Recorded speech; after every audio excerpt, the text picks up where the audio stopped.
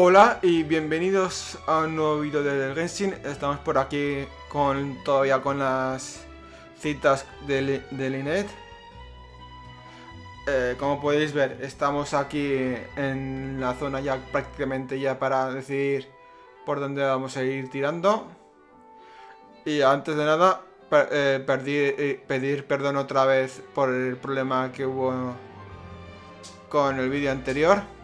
Mejor dicho, con los dos vídeos anteriores, porque no pude solucionarlo, editarlo bien y subirlo como un solo vídeo. Y he tenido que hacerlo en dos. Como parte 1 y parte 1.2. A ver qué es lo que ocurre ahí. Vale, pues vamos a ir con la zona. Saltamos.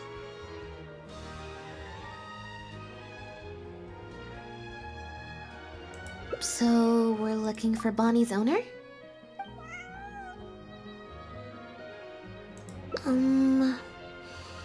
I think I'll go to the Steambird and see about putting an ad in the paper. You wanna come along? I think Bonnie wants you to come with.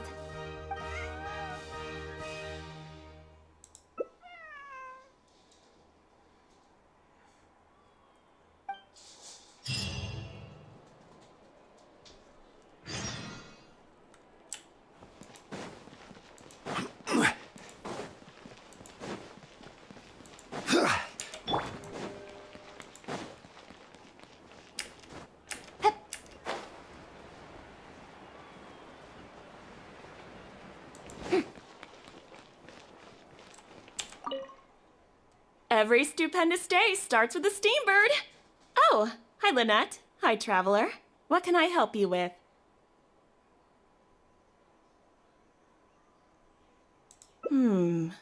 I don't think so.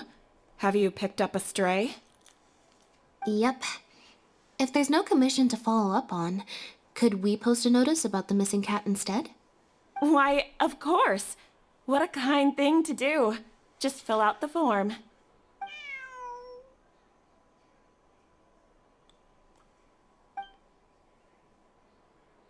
Well, we've registered you as missing. You can stay at my place until your owner finds you.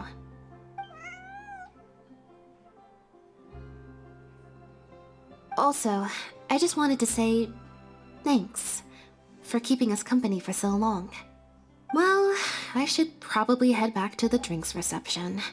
Hopefully most of the people have left by now. If you've got some time, you should stop by my place tomorrow to see Bonnie. There's a nice cup of tea in it for you. Alright, see you then.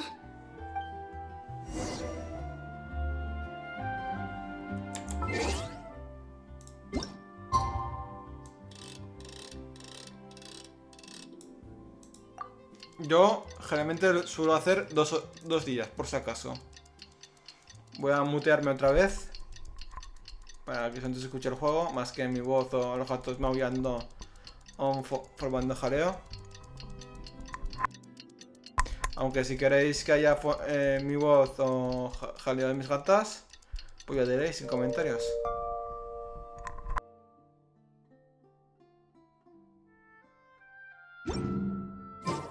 Tea parties are a must for the well-mannered. If you'd like to learn the proper etiquette, I'd be happy to teach you.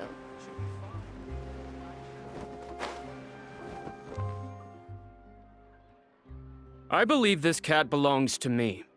I already told you, this isn't your cat. Just take a breather, you two. Oh, you're here. As you can probably see, you'll have to take a rain check on that tea I promised you. At least for now. This is my friend's cat. He's preoccupied with some important business, so I came to retrieve her in his stead.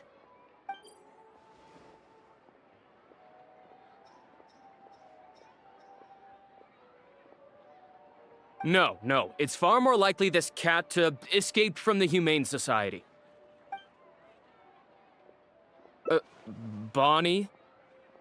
That's the name I've given her in the meantime.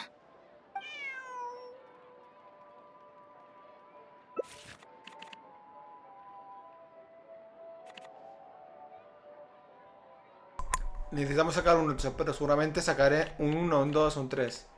Esto de aquí. Ah, pues un 10. Acertado. No es como las otras veces.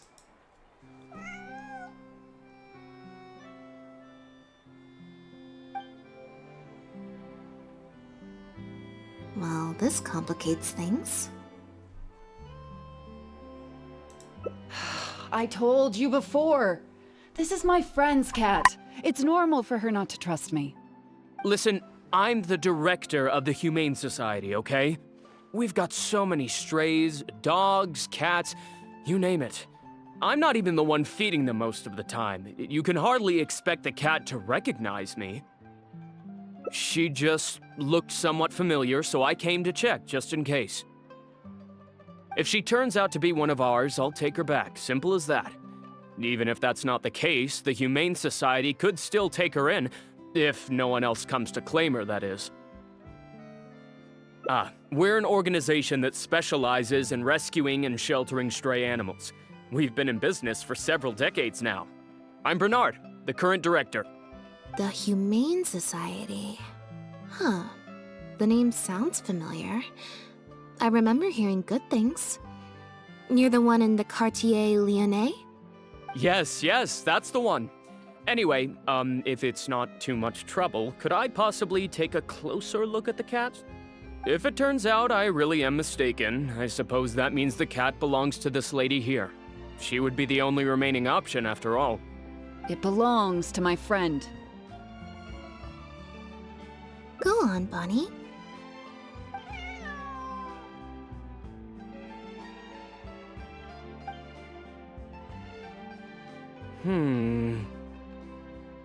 Oh, nope. Looks like I was mistaken. They do look similar, but there's an ever so slight difference in this one's fur color. Deepest apologies, friends. Well, I suppose this means I still have a missing cat to search for. Apologies again for the confusion.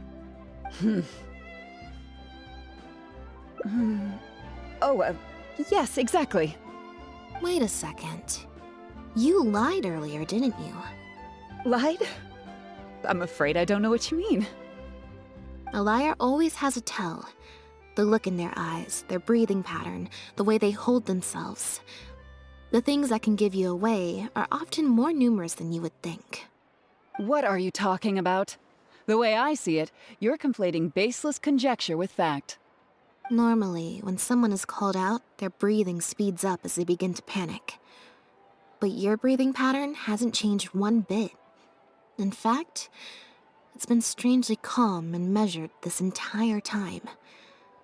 It stands to reason, then, that your agitated behavior earlier was all an act.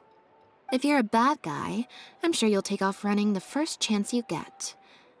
If you're a good guy, the most likely explanation is that you're a member of the Guards, or some similar organization. And you're basing this off of? Intuition. Nothing more. Intuition. Well, I have to hand it to you, Lynette. You're right. I'm a member of the Guards. The name's Elodie. I'm currently investigating a cross-border smuggling case. This cat here, Bonnie, was her name?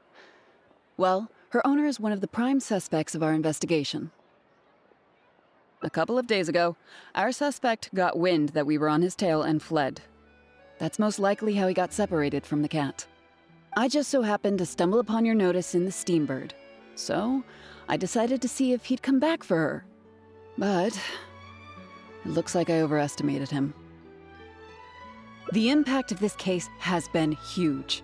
The Marechaussee Phantom, the Guards, and the Special Patrol have all launched investigations. If there was even the slightest chance that he would show himself, I had to follow up on the lead. A new kind of illegal drug, imitation synth. We confiscated all the synth on the market, but addiction isn't something that goes away overnight. Even without substances on the market, people are still looking for a way to get their next fix. And criminals are all too eager to capitalize on that addiction. That was the impetus for imitation synth. Needless to say, a small-scale market opened up very quickly. After the original synth debacle, we put several measures into place to prevent similar incidents from occurring. The perpetrators got smart, though, and shifted their sales overseas before those measures could kick in. That's when the imitation synth smuggling began. We only recently got word of the presence of imitation synth overseas. We managed to track down evidence of some early transactions. What we were able to find out, however, hasn't proven that useful given the amount of time that has passed. The Marechaussee Phantom launched an investigation to track down every person in Fontaine capable of producing a drug like that. That's how we learned about Bonnie's owner. He's a researcher at the Fontaine Research Institute. His name is Pierre. Pierre Lefebvre, to be exact. Lefebvre.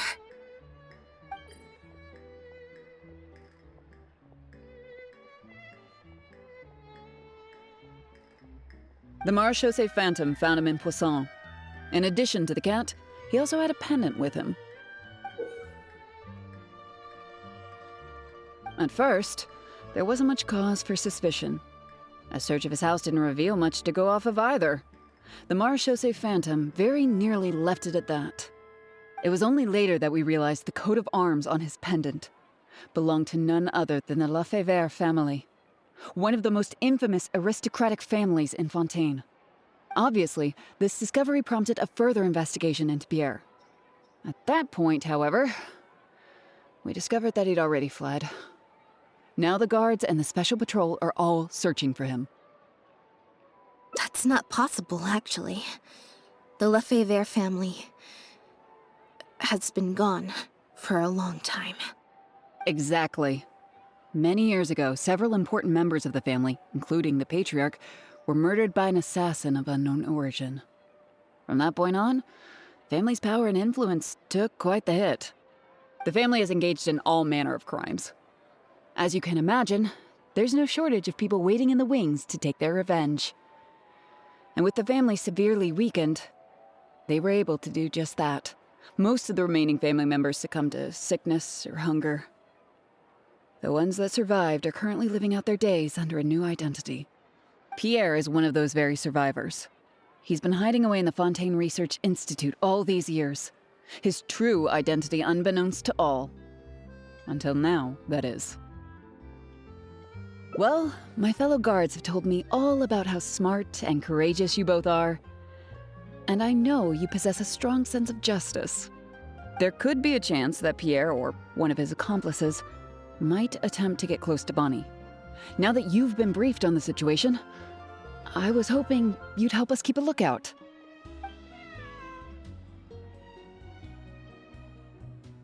If I take Bonnie back to the guards with me, there's no way Pierre will try and come for her.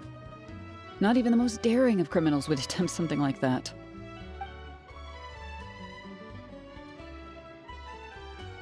I have to admit, I'm not holding out too much hope that Pierre will come back for her. But if there's even the slightest chance, then it's worth a shot. Well, I've got some other leads to follow up on. If Pierre does appear, please contact me right away.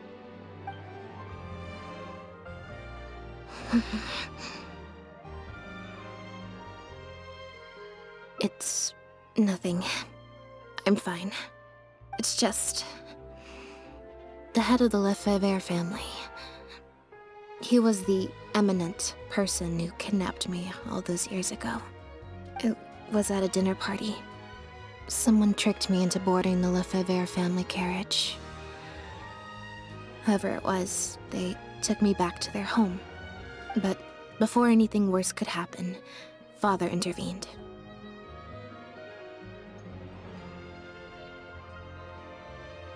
Yep. Father was the one who orchestrated the fall of the Lefebvre family. That's what led Lenny and I to join the House of the Hearth. After all these years. I never thought I'd hear the Lefebvre name again.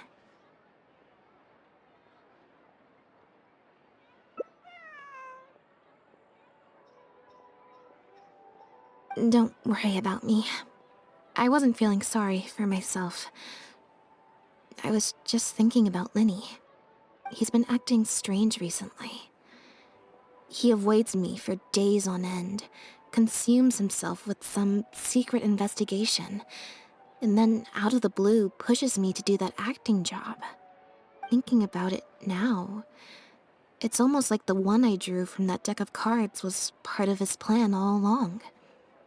He must have asked Fremine to help him out. In any case, I know he's hiding something from me. He's really pulled out all the stops this time. It's very possible. I'm sure he tried to send me away because he was afraid it would bring up some painful memories for me. It wasn't necessary, though. Even after all these years, he's still as overprotective as ever. You'll have to help me teach him a lesson if we run into him along the way. Yep. I want to head to the Fontaine Research Institute to learn more information about Pierre. Just let me activate search mode and then we'll head out. Who knows? Maybe we'll run into Lynette along the way. A little bit of both, perhaps. For the most part, though, I just have the sense that something's not right. Something isn't adding up about Pierre's story. I'm just not sure what.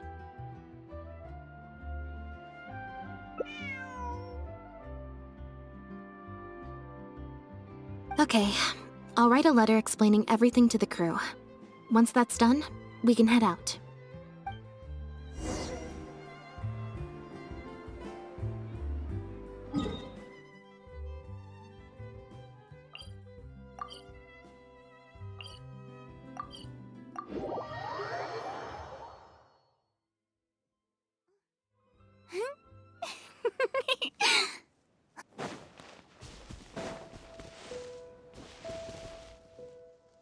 Lynette, you're, not at rehearsal?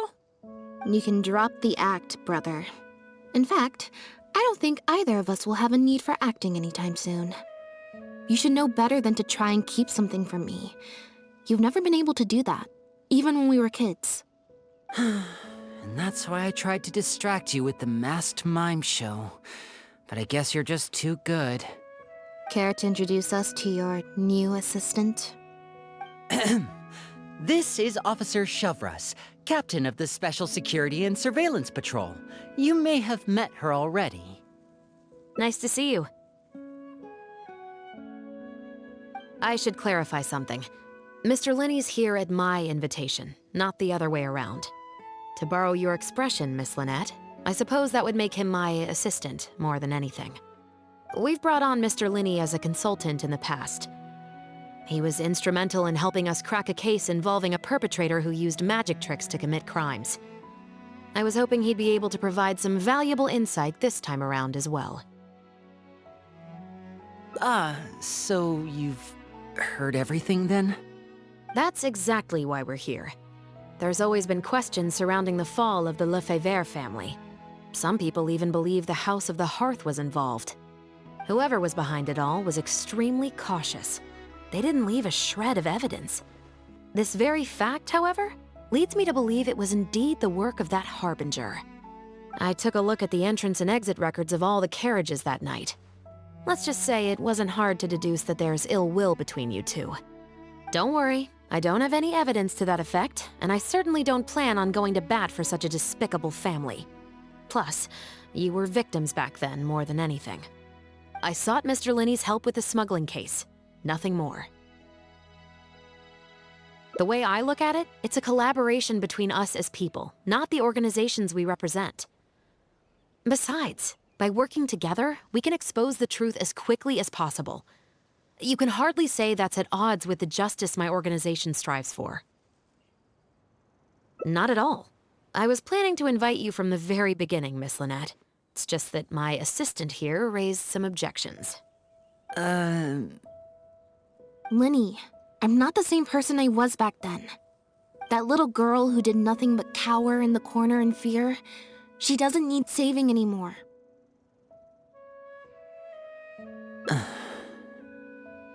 I'm sorry, Lynette. You're right. I let my concerns get the better of me. Oh, and the next time you want to distract me, you should try a different approach.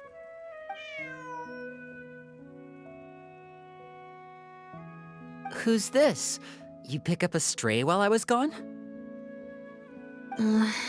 It's a bit complicated. I'll explain later. Anyway, her name's Bonnie. Well, if there are no objections, then I suppose the only thing left to say is... Lynette, Traveler, welcome to the team.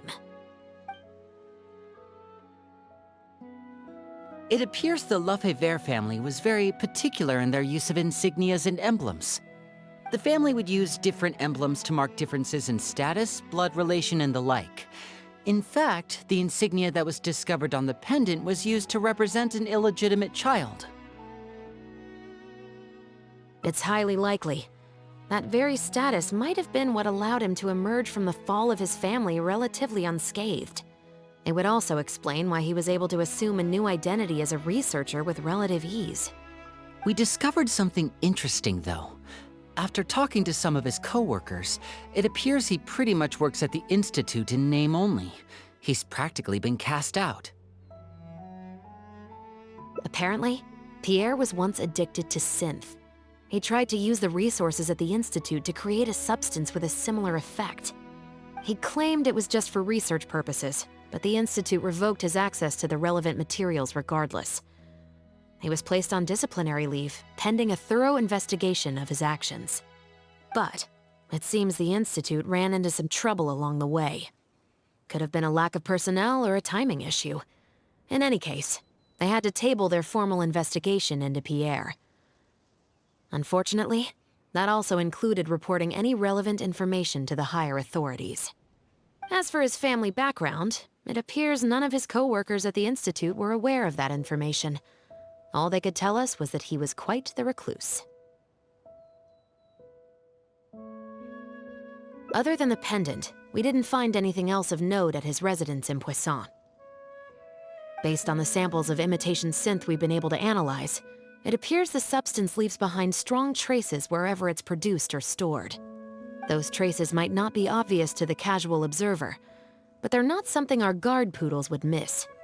Pierre's home, though, came up completely clean. We didn't find any records indicating possible involvement in overseas transactions either. So, the Marechaussee Phantom didn't view him as a major suspect at first. Maybe he had a separate, dedicated area where he made the imitation synth. Well, his neighbors did say he was often gone for long stretches of time. You would think with him out and about so much, people would have spotted him around Poisson, but residents said they barely ever saw him in town. If his reclusive nature was just a matter of keeping a low profile, I guess it would make sense for him to have a secret base to carry out his business. After he disappeared, the guards conducted a thorough search of Poisson, but they didn't come across any suspicious locations. Poisson. You know Hotel de Boer, where I first found Bonnie? To get there from Poisson, you have to cross a stretch of ocean. It's not somewhere a cat could just wander off on its own. A cat? You mean...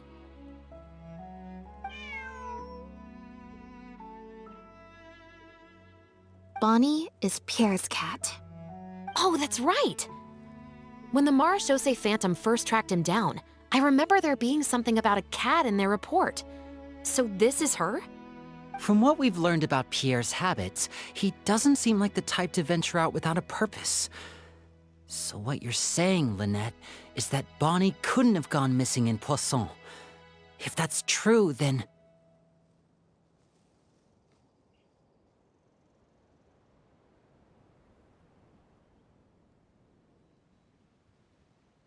Exactly. Bonnie might even know where it is. Wait, you think the cat can lead us there? But she's not trained like one of our guard poodles. How is she supposed to understand what we want her to do?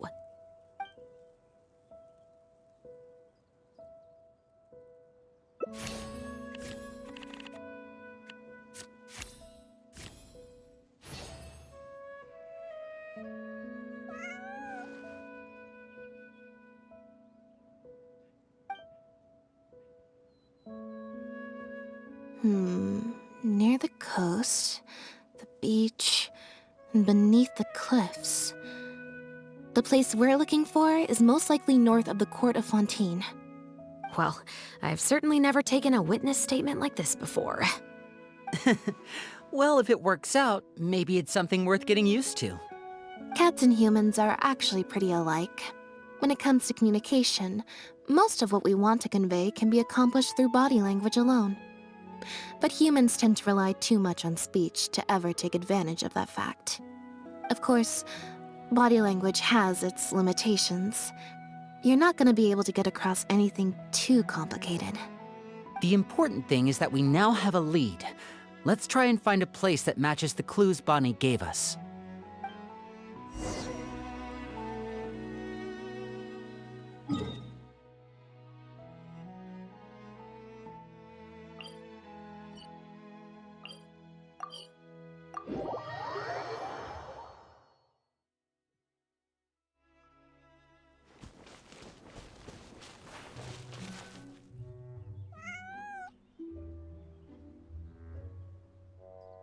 Seems like Bonnie is trying to take us somewhere.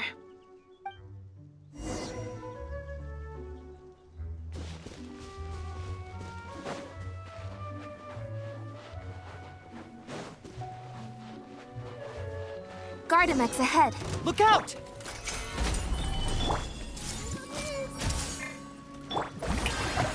There is no escape!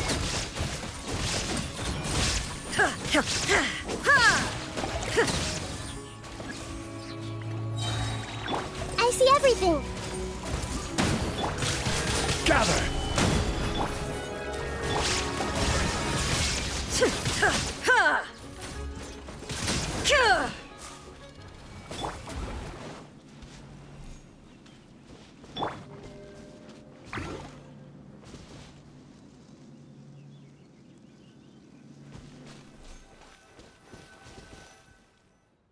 Wow, Lynette, you found this place so easily. If I thought there was any chance you'd say yes, I'd recruit you into the Special Patrol here and now, no questions asked. Sounds familiar. I pretty much receive letters daily from people trying to poach her from me. Let's just focus on our search. There's a lot to investigate.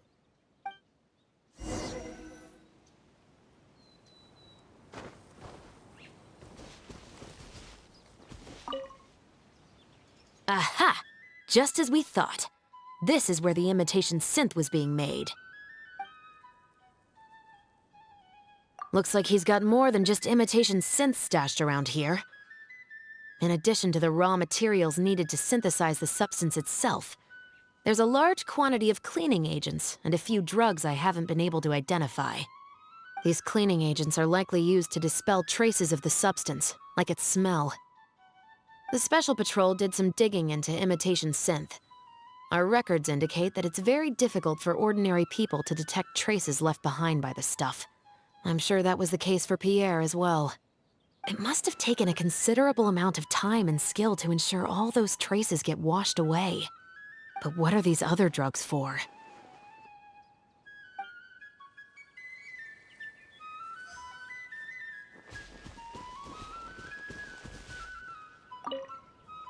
The material these bags are made of, it's quite rare.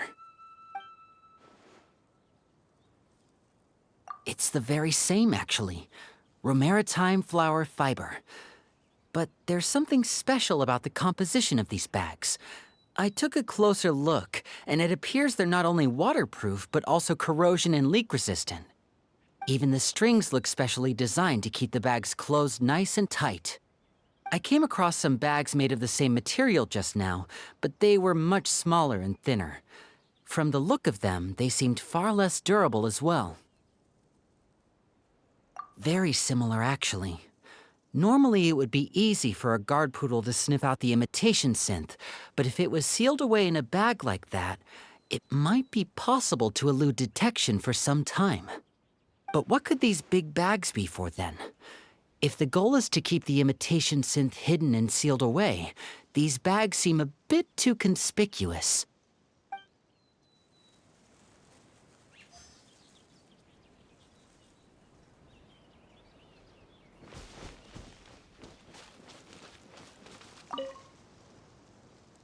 When the Marechaussee Phantom searched Pierre's house, there was no sign of these barrels, right? You're right.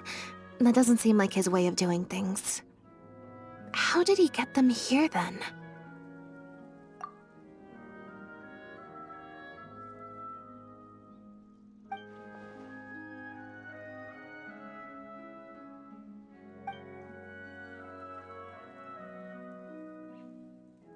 Only the lower halves of the barrels appear to have been submerged in water. Based on the various ingredients we've found, this appears to be where Pierre was cooking up his imitation synth. It looks like he used a special cleaning agent to get rid of any residual traces of the substance on his person before he left. That's how he was able to get past the guard poodles. So then he transferred the imitation synth into small sealed bags and took it somewhere else for the drop-off. No. I don't believe our suspect is the kind of person who'd go around carrying incriminating evidence with him. That would potentially create too many eyewitnesses. The cleaning agent and the sealed bags might get past the guard poodles, but if a member of the public or even a guard on patrol happened to see him during the drop-off, a quick search would reveal everything. That's still a very risky operation. The barrels we found were wet around the base, but the top half was dry. As if they'd been standing upright in the water.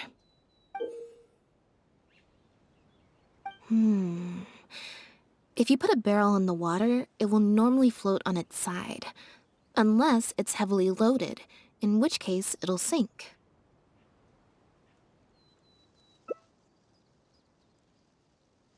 Yes. With flotation rings around the body of the barrels, they'd stay upright in the water. And then he could afford to load them more fully. You think he used floating barrels? I suppose if he acted at night, when there are very few other boats around and visibility is low, it's a valid theory. We can't rule it out. But then wouldn't the barrels be carried off by the waves or the currents? How would the person doing the pickup know where to look?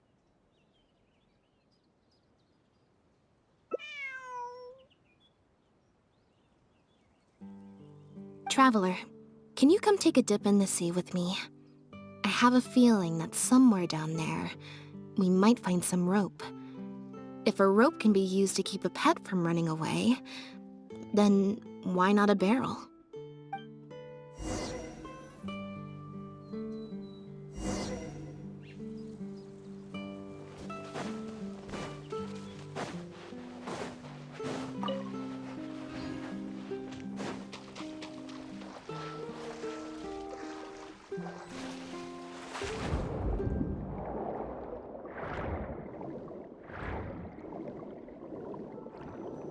The wreckage of a small boat?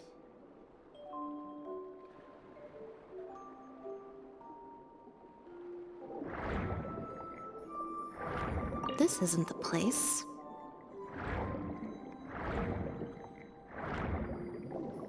This isn't the place.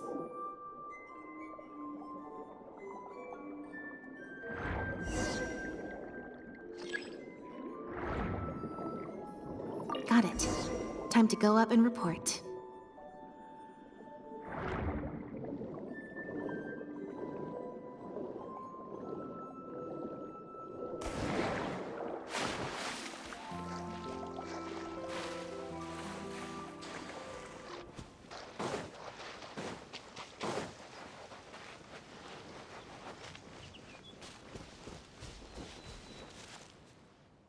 As expected, we found a few pieces of rope and some anchoring stones underwater. If you attach them to a floating barrel, it would look like this. With this anchoring system, it would be possible to use floating barrels for the drop-off. You would just need to drop them in the water at the agreed-upon location. We also came across the wreckage of a small boat. It must have been left out on the water and capsized due to the force of the wind and waves. Its small size, however, would have made it perfect for staying undetected. Let's talk this through. Based on the evidence we've collected, it seems like Pierre would row a small boat out to the agreed-upon transfer point, drop off the barrels, leave, and then row back and retrieve them after the transfer was complete. It could be that he was trying to avoid meeting up with his associate face to face. As one of the sole survivors of the Lefebvre family, maybe he was just used to that sort of elusive lifestyle. It seems like Pierre deliberately chose the floating barrel method so that the goods could be dropped off and picked up at separate times. That way, the two parties wouldn't have to meet each other. Well, if that's the case, they must not have a very close working relationship. Let's not jump to any conclusions just yet. Assumptions can be detrimental to solving a case. It's possible they were just trying to keep a low profile. Two boats sailing to the same location at once could be too conspicuous. The most important thing is that we can now confirm Pierre wasn't acting alone. The floating barrel drop-off system is proof enough of that. Let's say for now that he was only in charge of producing the imitation synth. That would mean there has to be at least one other person involved in the operation, likely in charge of transporting the goods across the border. Since we've determined that the goods were transported by boat, maybe we can track down some travelogues or something. We can certainly check the various ports for that information. It's possible, however, that Pierre's associate also used a small boat for the transport, and docked along the shore rather than at a large port. If that's the case, it's unlikely there would be any record left behind. Absolutely. Before Pierre disappeared, we made sure to investigate all sorts of outward-bound vessels. We also had port authorities keep a lookout for anything suspicious. Unfortunately, we were never able to find out how they managed to get the imitation synth across the border. You're right. Whatever vessel was used for the pickup, the person responsible for smuggling the substance out of Fontaine would have had to use a larger vessel for the actual transport. That's the only way they would be able to smuggle on a large enough scale to make a profit. They must have found a way to disguise the imitation synth to clear port inspections. Exactly. We can't let any opportunities slip through the cracks. Although, given the amount of ports that could be involved, we should probably split up. I'll run home and ask some of my brothers and sisters to try and dig up some information. I should also head back and update my platoon on our progress. I'll grab some reinforcements while I'm at it. Lynette, Traveler, why don't you head to Lumiduce Harbor and see what you can find out? All right. Come on, Bonnie. You too.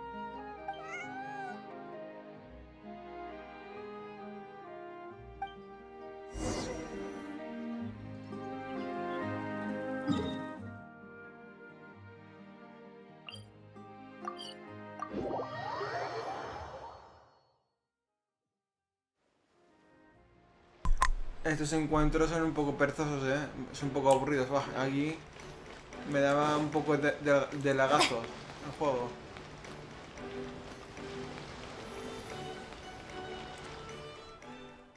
Oh, Lynette, Traveler. And Bonnie, too. What brings you all here? Did something happen?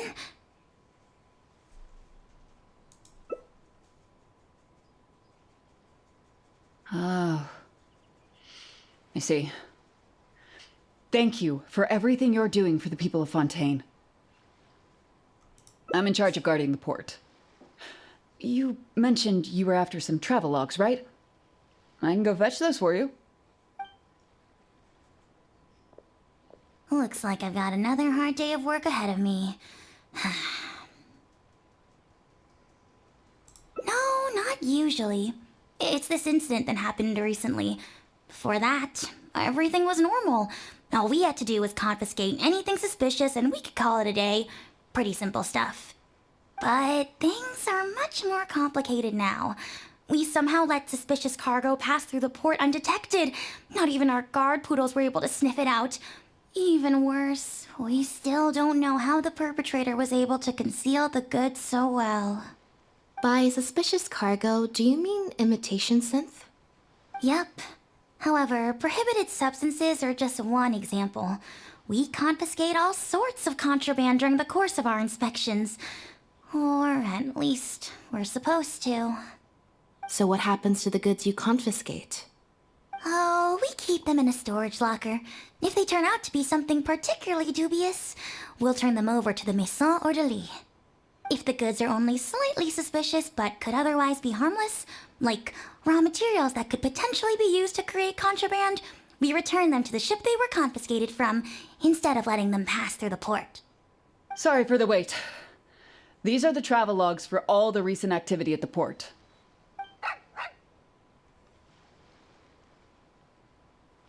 Oh, you brought Gerard with you. Actually, he followed me here himself. It's like he smells something on me.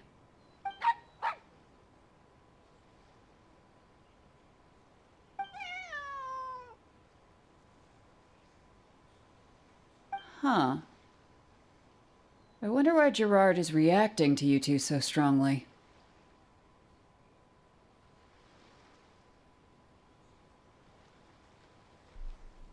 Huh? We were so careful not to touch it, but we still ended up with traces on us. If it leaves a residue so easily, I just don't understand how the culprit was able to disguise the goods at all. Why don't you have a look at the travel logs first? All ships coming in and out of the port are recorded here, except for the ones the port authorities ride to and from work.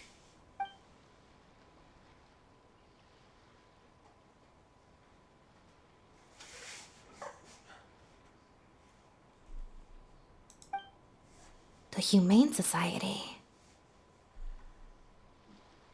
Their name is all over the exit logs. The purpose for leaving is always listed as overseas adoption. Ah, the director of the organization explained that, actually. He said a lot of the cat and dog breeds unique to Fontaine are also very popular overseas. So, his organization offers an overseas adoption program. Bernard, the director of the Humane Society, was the man who came looking for Bonnie earlier.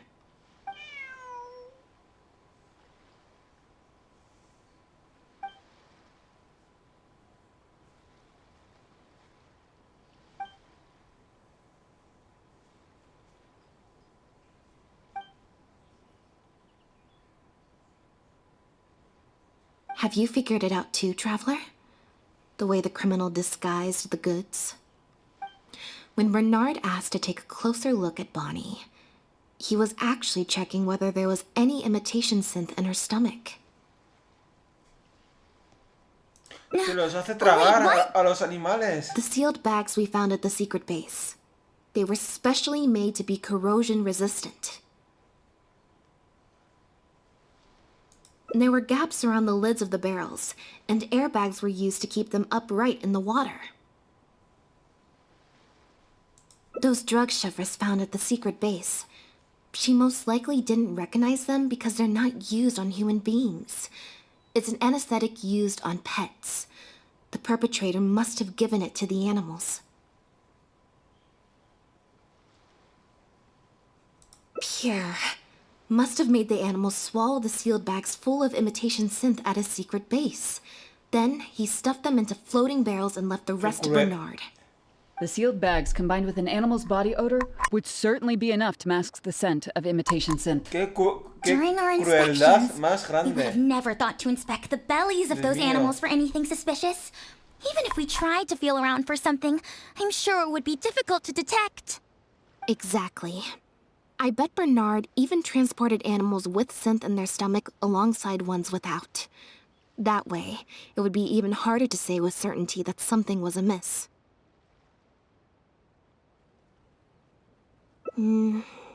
She's probably in the clear. Otherwise, Bernard would have never left without her.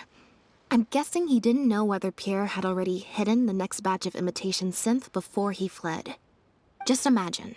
He sees the notice we put in the Steambird, and it turns out that one of the very cats he gave to Pierre for the smuggling operation is out in the open, roaming the streets of Fontaine.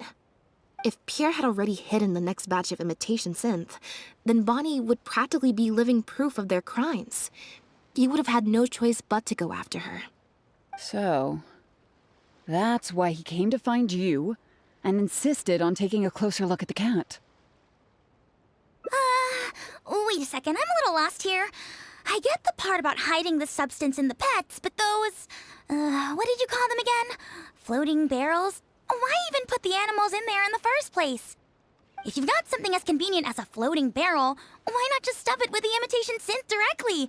Why not wait to hide the stuff until after the exchange has been made? In order to make sure the animals could swallow the sealed bags, they made them extremely thin. Had they not done that, the animals would have likely bitten or chewed through them.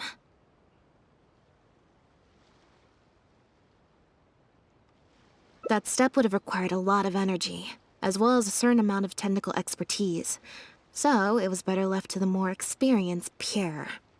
We've already proven how easy it is to pick up trace amounts of imitation synth, so I'm sure Bernard was taking all the precautions he could to avoid the same fate.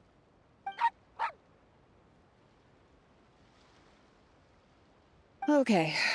Then, let's head to the Humane Society right away and bring that guy to justice. I'll bring a Gardamek to speed up the process.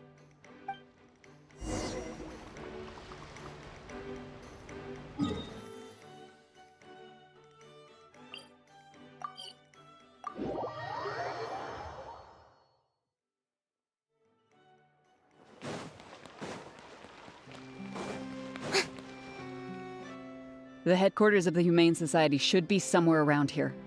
Bernard could show up any moment now. Ah, you're the people from earlier. Wait, you're from the guards?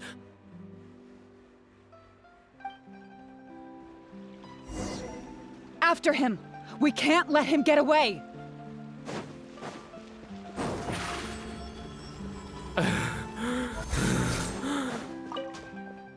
Give it up, Bernard. Mercy, have mercy. I'll talk. I'll tell you everything I know. The Humane Society has done so much good over the years, and yet you have committed such an atrocious deed in its name. Look, I didn't have a choice, okay? My father cared about those blasted animals so much, he didn't bother to take care of his human wife and son at all. While those animals were showered with love, I lived worse than a dog. No one asked. Tell me, how did you first get to know Pierre? Well, after I took over the Humane Society, it gradually became harder and harder to maintain its operations. Until one day, someone suddenly passed me a letter. It said that I could stand to get a large sum of money as long as I helped them to transport some animals abroad. It was only after a few such transports that I finally understood what I was really transporting. But then, Pierre wrote to me, saying that we were already partners in crime and that I better keep cooperating with him if I didn't want to be reported to the guards. I would order wooden barrels and flotation devices according to his instructions, and then load the sleeping animals onto a boat. Once I sailed to the location he provided, I would dump everything together into the sea. And a few days after that, I'd come by again in my boat and pick up the animals sleeping in the barrels. Once I had received enough of them, I'd bring them to the harbor to be adopted abroad. That guy, Pierre, he was running the entire show. He set up all the meeting times and found all the foreign adopters. Oh, and he even supplied all of the goods too. I just did the transport. He was the one who planned out and executed everything else.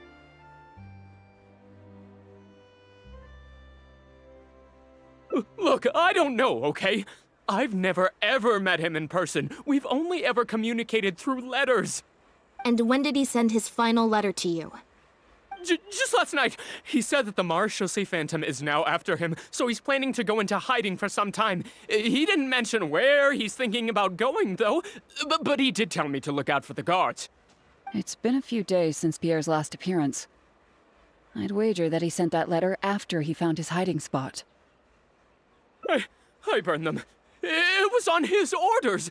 I had to burn every letter after reading them. I wasn't even allowed to share them with the rest of the society employees. Sure sounds like you're trying to use the lack of witnesses or evidence to pin the blame on Pierre. No, I swear, this time I'm only telling you the truth. Well, we can check the truth of your statements at the Opera House.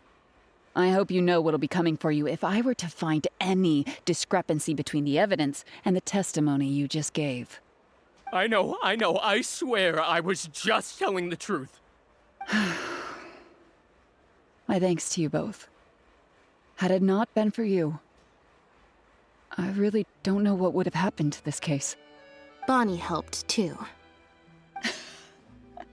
That's true. It was all thanks to her that Bernard was finally exposed.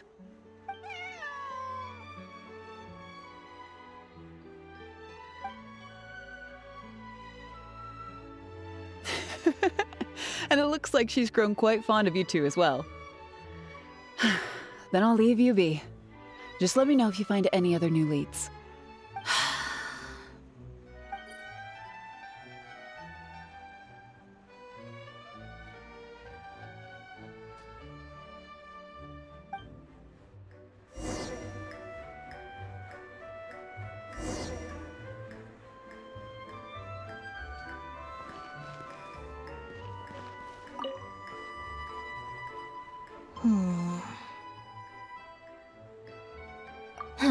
It was that obvious, huh?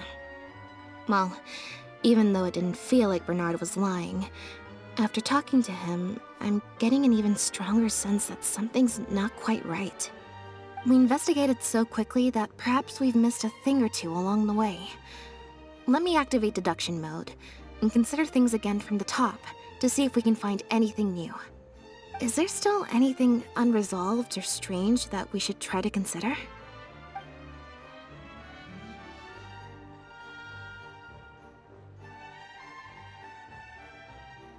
Well, we've discovered that Bernard is responsible for the trafficking, while Pierre deals with supplying the goods. Is there something else in this scheme that we're missing?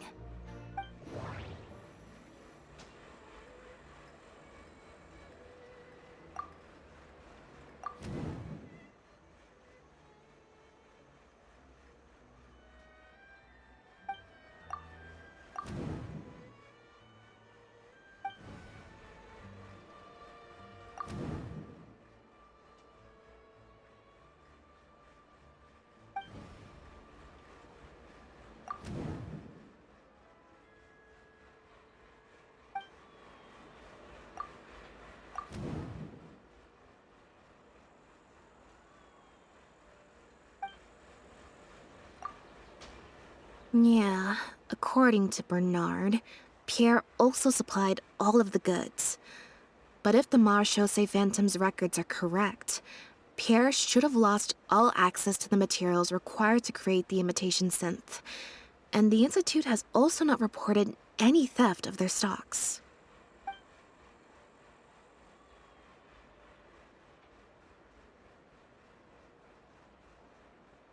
The Marechaussee Phantom found Bonnie and the Lefebvre pendant at Pierre's residence. That was the beginning point of our investigation.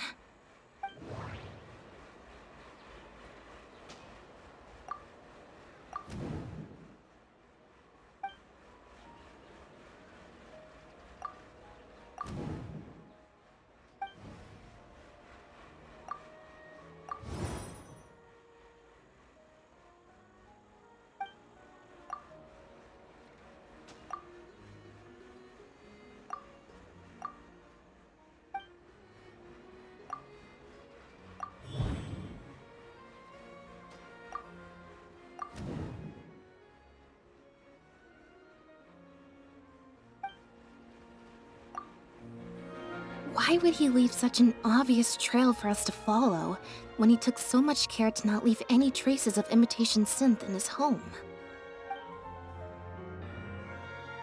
Bernard claims to have received a letter last night from Pierre.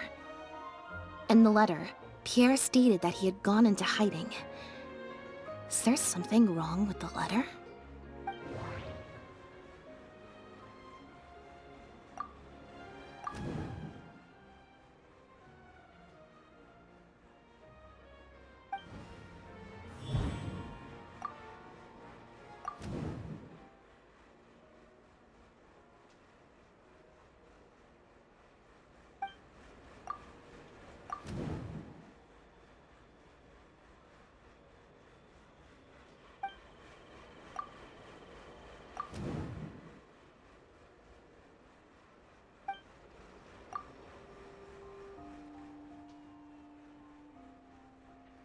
There's no need to rush.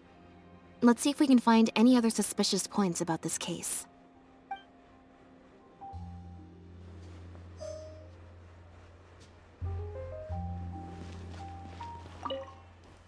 Now behave, and follow me to the interrogation room. Ow! That hurt.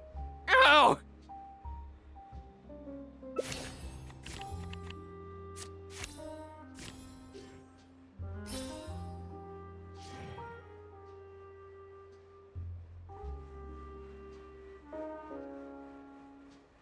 Is everything really over? I still feel like the relationship between Pierre and Bernard is not as simple as it appears. Ya, pero falla con las cartas y no podemos seguir con eso. A no ser que tú lo resuelvas ahora, Lynette.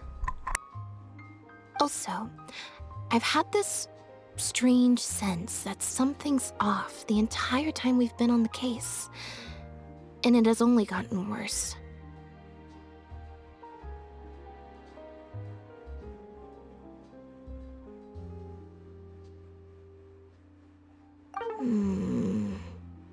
Ugh. No good. I've still got nothing, and I'm nearly out of energy. Alright, I'll stop thinking about it, for now. At the very least, we've made it so that no more animals will suffer like those poor animals did. And that's what I hope.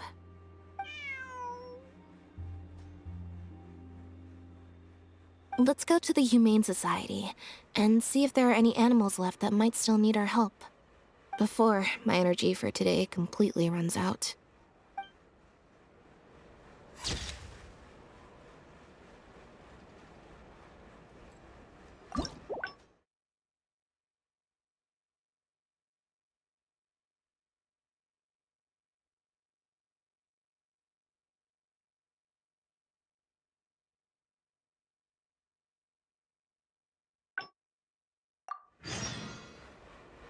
Osmanthus wine tastes the same as I remember. But where are those who share? So it is where many things come to settle.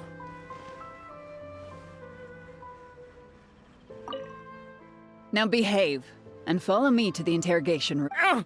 That hurt.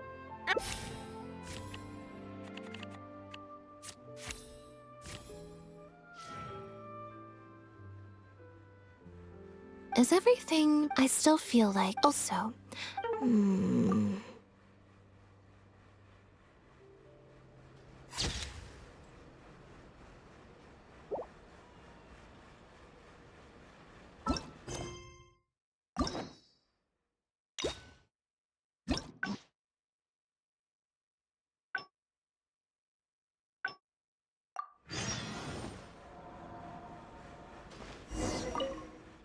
Now behave.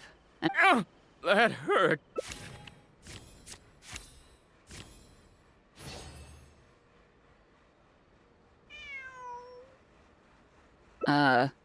is there something else you need from me, Traveler? Huh? I see. It all makes sense now. Hey, what are you talking about?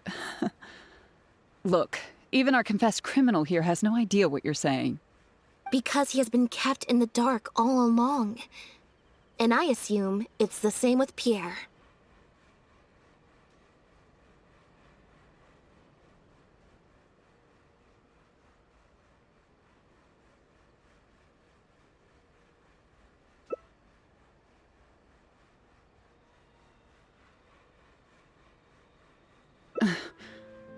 That never quite added up for me.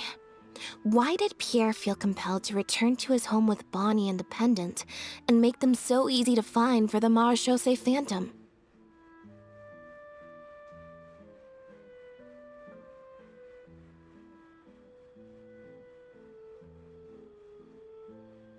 Both of these things are in stark contrast to his usual meticulous and vigilant behavior.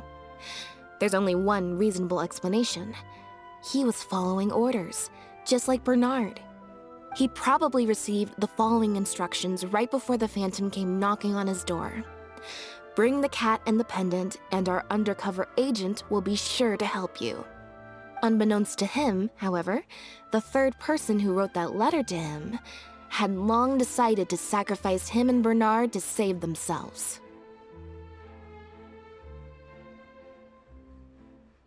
What? You can't be serious. There was a third person involved? If you focus only on Bernard's testimony, it's easy to believe that only Bernard and Pierre were working together. The case appeared extremely simple.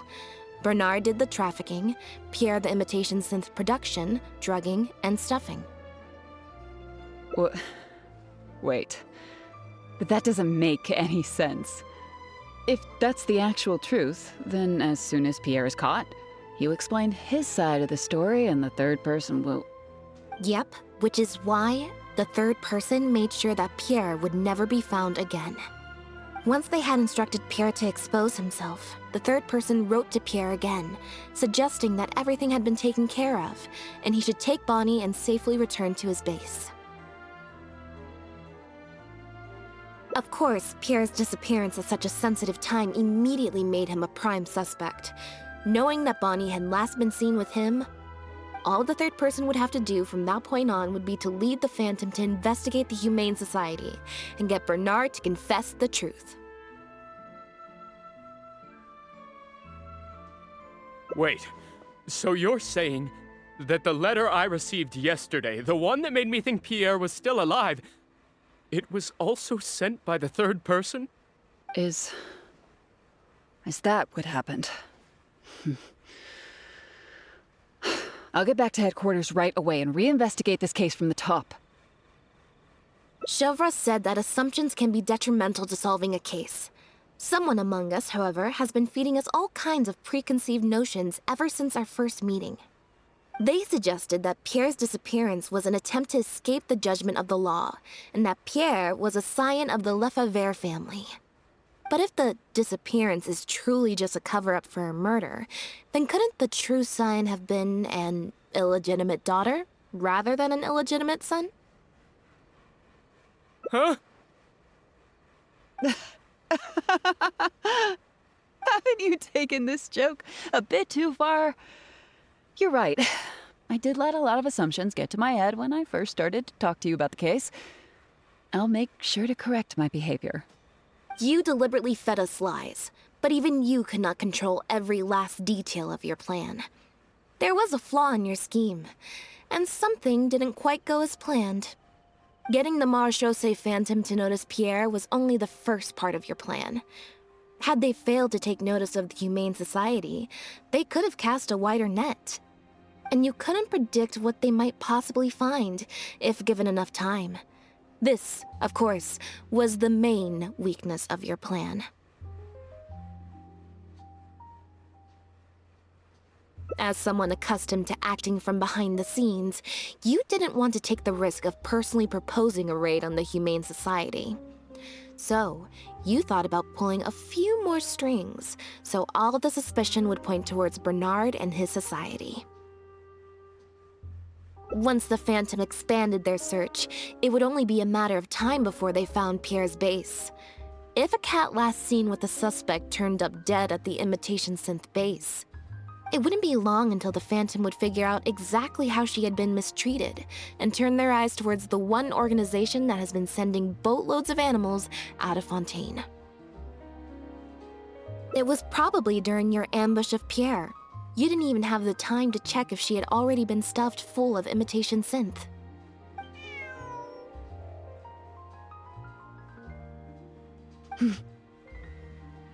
Still, you soon found another opportunity.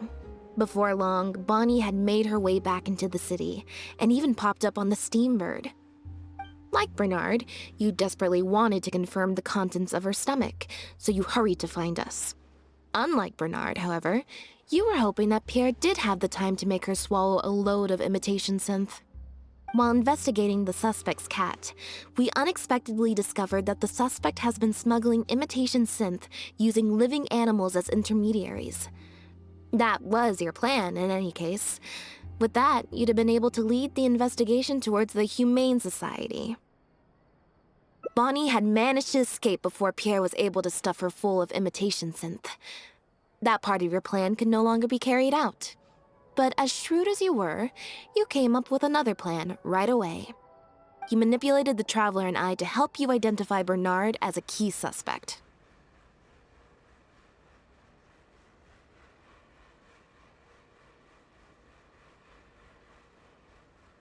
You use the Lefebvre name as bait to get us to join your investigation. With 2 extra bodies around, the Special Patrol is sure to soon take note of the strange event of Bernard somehow having a reason to look for Pierre's cat. So, what you're saying is, I went to all that trouble just for the chance that you might put forth the suggestion that would lead you down the wrong path. Of course, you did far more than that. Just now at Lumidu's Harbor, were you not the person who highlighted the suspicious activities of the Society? Oh. You even highlighted the Society's activities during your compilation of the logs, so they'd be immediately visible to anyone examining the records. Moreover, the logs contained no records of the Port Authority's activities. In other words, your activities. And what are you trying to suggest with that? I am insinuating that you had plenty of opportunities to transfer the raw materials for imitation synth from the harbor to a boat, and then sail over to the meeting place full of floating barrels.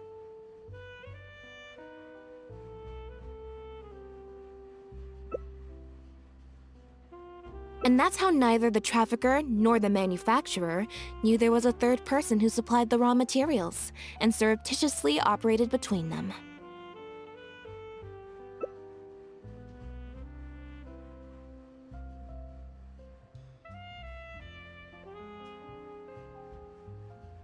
Pierre manufactured imitation synth using the raw materials you provided, stuffed the animals, and placed the animals back into the barrels. Having received the green light from you as Pierre, Bernard then retrieved his animals and shipped them out of Fontaine once he had received enough for a full batch. This is the truth behind your smuggling ring. I can't believe it. I never put 2 and 2 together. You've sure got an extremely lively imagination. So what do you think she's going to say next?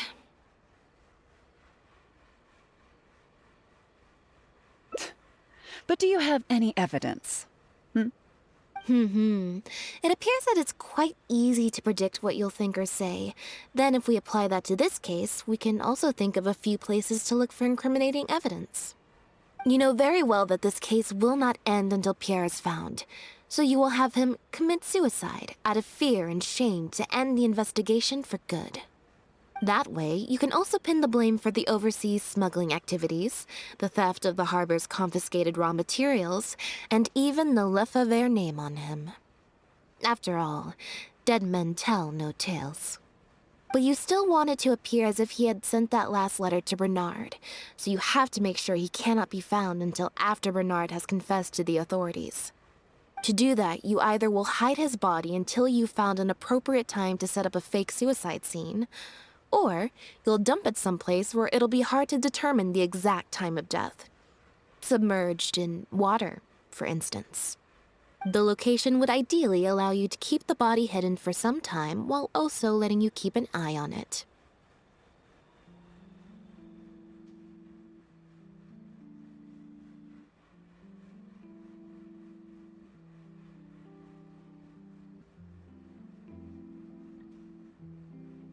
There are only so many options to hide a person's time of death, after all. As long as the Phantom investigates each of the possibilities in turn, they'll surely find Pierre's remains. Especially since, as the prime suspect who will now be taken into custody, you will no longer have the time to move him or set up a fake suicide scene to cover up the murder. How absurd. And on what grounds will you order my arrest? Don't think for a second that your spouts of nonsense will amount to any kind of real argument. After all, I'm... Elodie Lefebvre! As the captain of the Special Security and Surveillance Patrol, I hereby declare you as a suspect in the case. If you have any objections, you may raise them later during interrogation. That's right. We received a message from Lumidu's Harbor that you were going to investigate the Humane Society. We didn't expect to run into you at such a critical moment. While at the harbor, we noticed something else extremely interesting. Apparently, You often used all kinds of excuses to swap your shifts. And if one were to match the times of your shifts to the activities of the Humane Society and those of certain foreign ships, they'd find them to be an exact match. That's just a coincidence. Yes, I'm sure you have already thought of a dozen different ways to explain away the suspicious activities. But as far as evidence goes, that should be enough to warrant taking you into custody. Don't worry. If it turns out that the guards are still unable to find any evidence after all this, Lynette and I will do everything in our power to clear your name. Although judging by her reaction, I assume no follow-up from us will be needed. The Lefevres were infamous for using disguise and infiltration to achieve their goals. Who would have thought that they would have planted someone within the guards? Judging from the timeline, they likely arranged for you to enter the guards before the fall of the clan. But they probably didn't expect you to turn it to your advantage and use your job to save yourself during the purge. Not only that, but you actively participated in the interrogation, arrest, and judgment of the Lefevres during their fall, thus clearing yourself of suspicion. You brutally and cruelly abandoned your allies as soon as they outlived their usefulness, just like a lizard cutting off its own tail in order to live. You've been doing this for years. So you played me like a fool after all? Ah!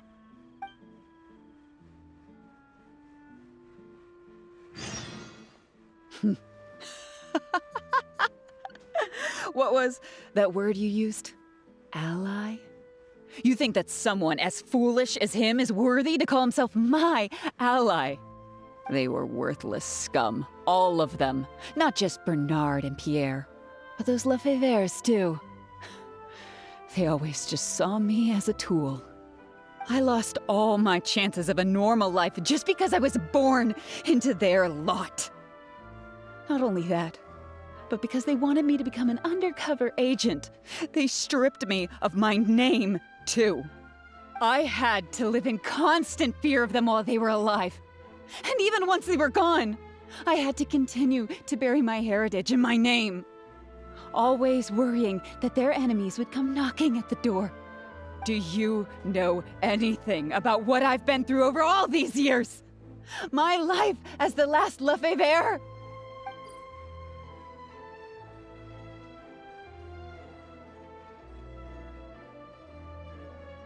I don't, and neither do I care.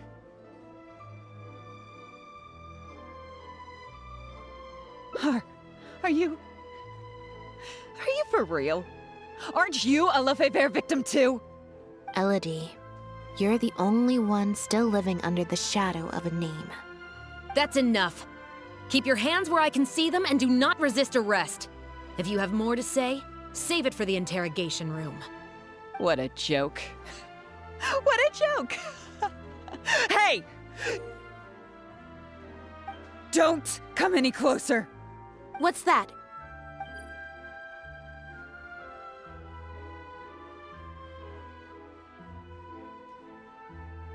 Know what this is? I've secretly planted loads of explosives in the Humane Society. Just one step closer and... whether they're cats, dogs, or just unlucky human employees, they'll all be blown up into smithereens. Surely you bunch of goody two-shoes won't let that happen, right?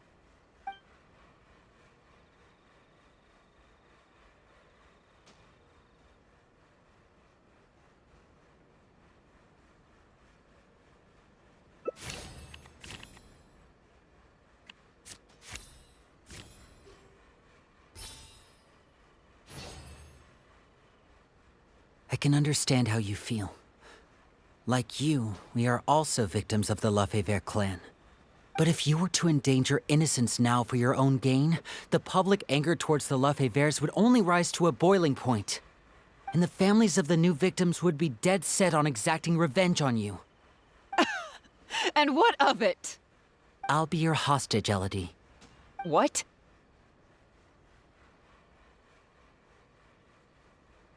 Thanks for your concern, Traveler.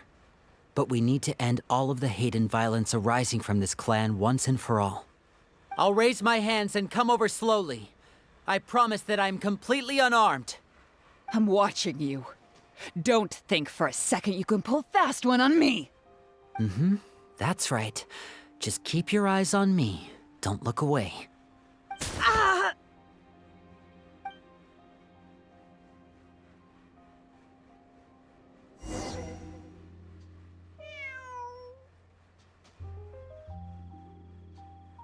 Phew. So I was right after all. It's easier to deal with the person causing the problem than the problem itself.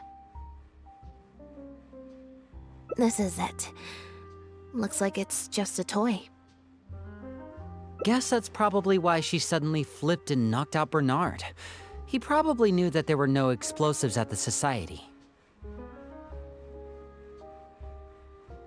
Well, given that she never even showed her face to Bernard and Pierre, I had my doubts that she'd have gone to the society in person to plant explosives. Thank you for your help, everyone. I'll take them back for thorough questioning and find someone better to take over the Humane Society. I might need a few statements from everybody. Would you be able to come with me? If statements are all you need, can Lynette provide them on my behalf? I still need to go back and explain some things to the crew. I also had an appointment with the Traveler before we got interrupted.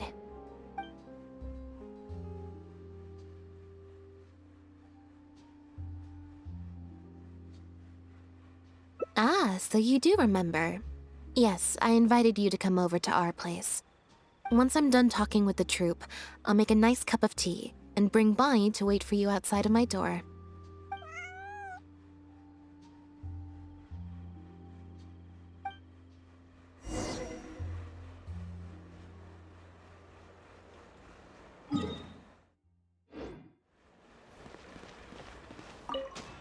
You can leave the rest of this to me. The other guards will be joining me shortly. Don't worry, they won't have another chance to escape.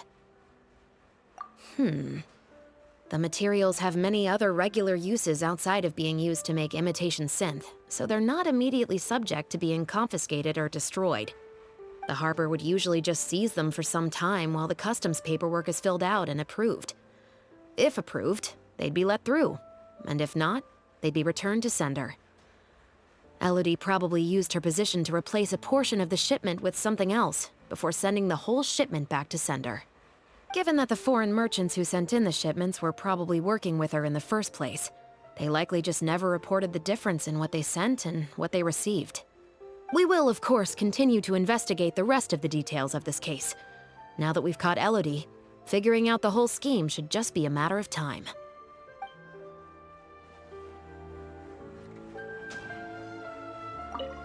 You can leave the rest of this to me. The other guards will be joining me shortly. The harbor would usually just seize them, given that the foreign we will, of course, You must have spent a record-breaking amount of time in serious mode today. I can't remember the last time I've seen you like this. Is it because of a special someone? Based on information that we found before, imitation synth was first circulated on a small scale in Fontaine before becoming a large-scale smuggling scheme. I'd assume that the first offerings of imitation synth came from what Pierre made in his early days. But since he was not experienced with running a clandestine operation, he was soon discovered by guard Elodie. Elodie saw the opportunity to make a great profit in his work, and perhaps even the chance of making a new life for herself, so she decided to cover his tracks. She started writing to him in Bernard's name, using what evidence she had compiled and the promise of enormous profits to blackmail him into cooperating with her. Unfortunately for her, she ran into Lynette. Even though my sister doesn't like to focus too much on a regular day, serious mode Lynette is one of the most perceptive people I've ever known. Still, all of that thinking really saps her energy. I need to go give some statements on her behalf, so I'll leave the recharging to you.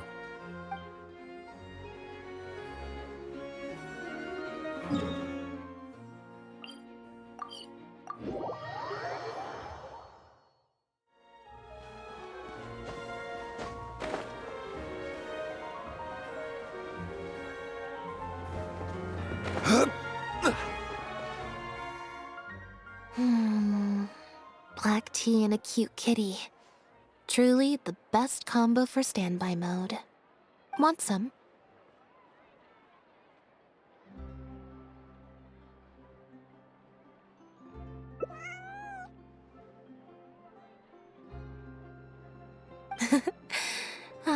I see she's already starting to snuggle up to you. Not at all. Information is indeed very important, but if you were to try to collect every piece of information you come across, your efficiency would actually decrease. Plus, if you just think about it, what sounds more fun? Writing a statement or enjoying a tea party?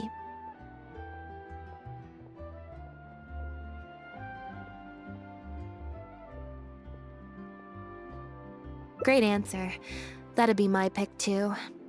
Had we not run into that case, we could have spent the entire day like this. But now I'm running low on both time and energy. You're right. I can sense it. I'm recharging very quickly at the moment. Something about her rubbed me the wrong way since the very beginning. But to be more precise, it was probably around the time when I saw Bonnie try to get away from her.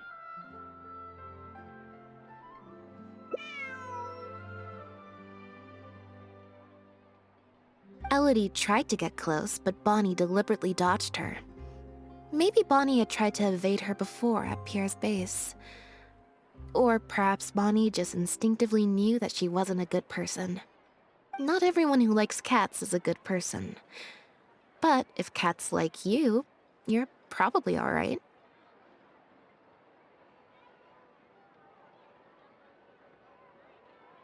Humans tend to overthink things, but cats rely on their instincts, and they're pretty sharp.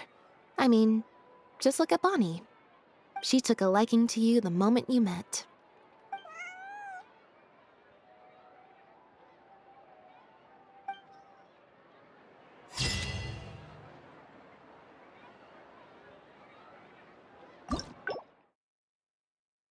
Vale, nos falta el último, este.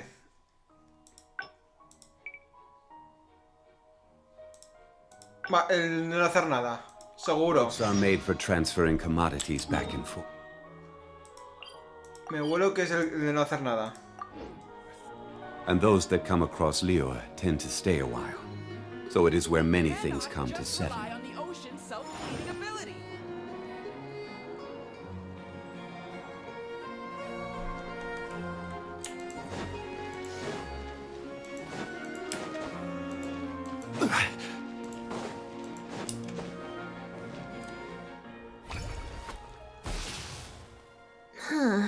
I didn't like that. Was I using... Vamos a saltarnos esto.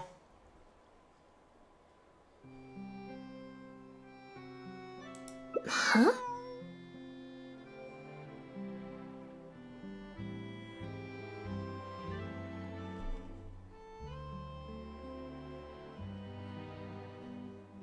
What you're saying is, since nobody's come looking, I can just keep hanging out with Bonnie for a bit longer? Is that really okay?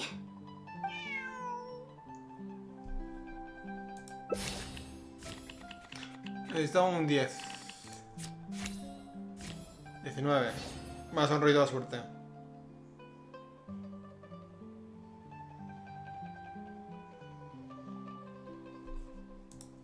You make a good point.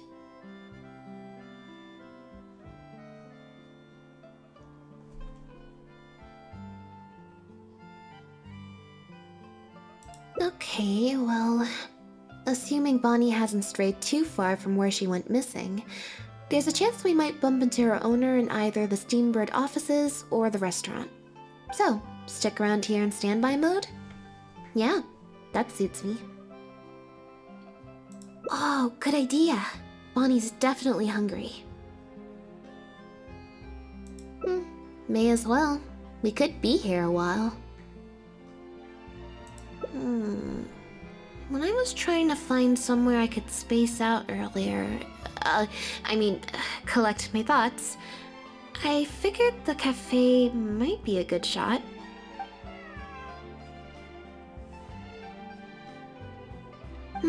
Alright then. Plan of action, spend the whole day spacing out. In standby mode.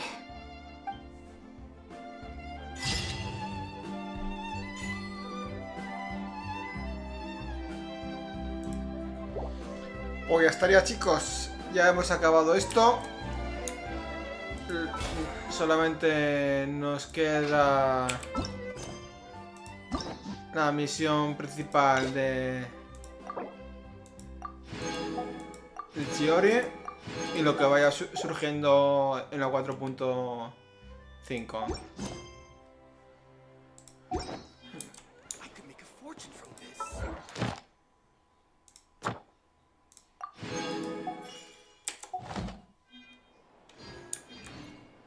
Y nos han regalado este sombrerico.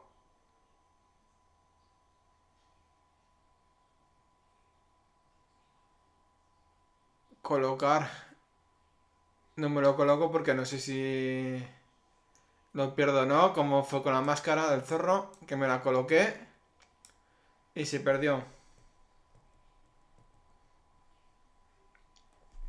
Así que hemos conseguido una máscara. Every journey has its final day. Pues ya está. Don't Perdonar rush. todas las molestias que ha habido en el transcurso de estos dos vídeos. Y eso. Pues con Furina, o con, mejor dicho, con mi amiga Chiori, que la tenemos por aquí. Nos despedimos.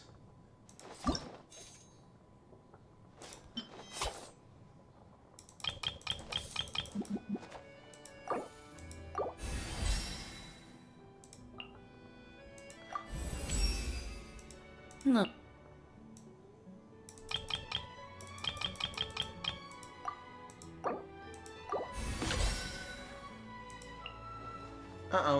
Puedo subirla. Ah, pero estos materiales es para subirme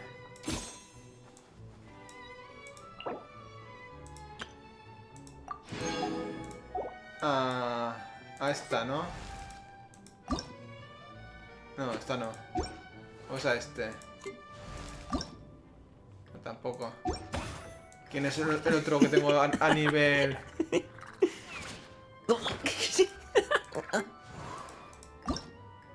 Eso, a Lynette. No, tengo aquí para subirme a alguien a nivel 90. Y es Lynette. Vale, pues me tendré que farmearme el boss este. Vale. Pues ya estaría. Ahora me tengo que subirme a Lynette y probarla. A ver qué tal resulta. Aunque dicen que no queda muy decente. Bueno. Habrá que mirar y comprobarlo.